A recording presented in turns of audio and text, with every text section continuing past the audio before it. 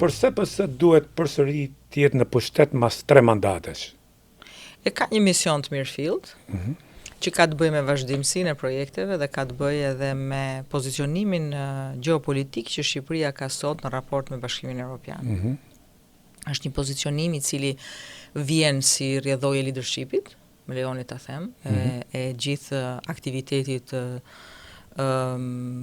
politik, diplomatik dhe të leadershipit të kryeministrit, por njëkohësisht vjen edhe si pasojë e punës mitikoloze dhe shumë të qëmtuar që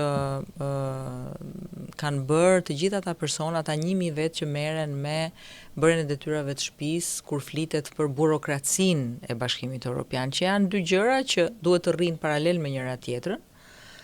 Në vlerësimin tim, ky rrugtim evropian, në cilën duhet Partia Socialiste ta udhëheqë Shqipërinë, është një rrugtim shumë politik, pavarësisht se shumë kush thotë që është një rrugtim burokratik.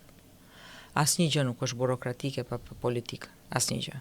Kështu që mendoj që për sa i përket rrugtimit politik që Partia Socialiste ka bërë dhe leadershipi i saj, ja vlen akoma të votohet Partia Socialiste deri në mbritjen e një ëndre, le të themi, që ka qenë një ëndër e brezit tim dhe tënd, ka qenë një ëndër e prindërve tanë, edhe uroj shumë të mos jetë një ëndër e fëmijëve tanë. Dhe kemi thënë gjithmonë që i përkasin perëndimit. Por, në anën tjetër, zonja Kodheli, a është e mjaftueshme vetëm kjo agjendë për shkuar në Europë që padyshim do të jetë një arritje e madhe për Shqipërinë, bëhemi pjesë e familjes europiane, por a është e mjaftueshme kjo agjendë kur sot Shqipëria ka probleme reale.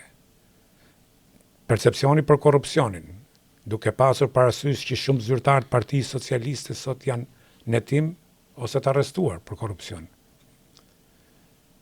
A mund të mbulohet kjo vetëm me agjendën për Shqipërinë në Europë, që patjetër këtu megjithse kjo ka qenë një proces i gjatë, por këto 12 vjet jam dakord me ju që Rama ka bërë një punë kolosale dhe gjithë ekipi i tij dhe ju si pjesë e Partisë Socialiste për rritjen e marrëdhënieve tona me Europën, me ndërkombëtarët dhe për kthimin e dinjitetit si shtet, siç është marrëdhënia me Greqinë, ose siç që arrestimi i Belerit, që tash fatkeqësisht kemi një opozitë që e bën hero, një njerëz që ka të paktën është i akuzuar për akt terrorist për vrasjen e 4 ushtarëve.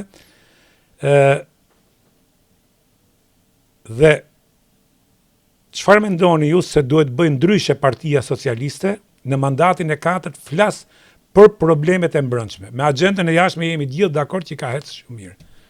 Atëherë, pyetja juaj ka disa momente. Do mundohem të përgjigjem shkurt të gjithave. E para, fjala e Evropë është një sa e thjeshtë aq edhe e komplikuar, se mbart brenda shumë procese. Më së pari mbar disa procese që kanë të bëjnë me reformat. Edhe thellimi dhe zgjerimi i reformave është vetëm fillimi i një rrugtimi evropian. Ne kemi bërë një super reformë që është ajo në drejtësi, që ka për pasojë të gjitha këto për cilat ju folët dhe përmendët, po korrupsioni, më lejoni t'ju themi lirë që në gjykimin tim mbase modest nuk ishte i djeshëm as i pardjeshëm, as i është një perceptim që vjen nga 30 vjet që kemi menduar shtrëmbër të gjithë këtë sistem tranzicioni që perceptojmë të gjithë nga pak. Dhe ku më shumë, ku më pak, ku me hapa më të vegjël, ka qenë prezent në strukturimin social politik të Shqipërisë.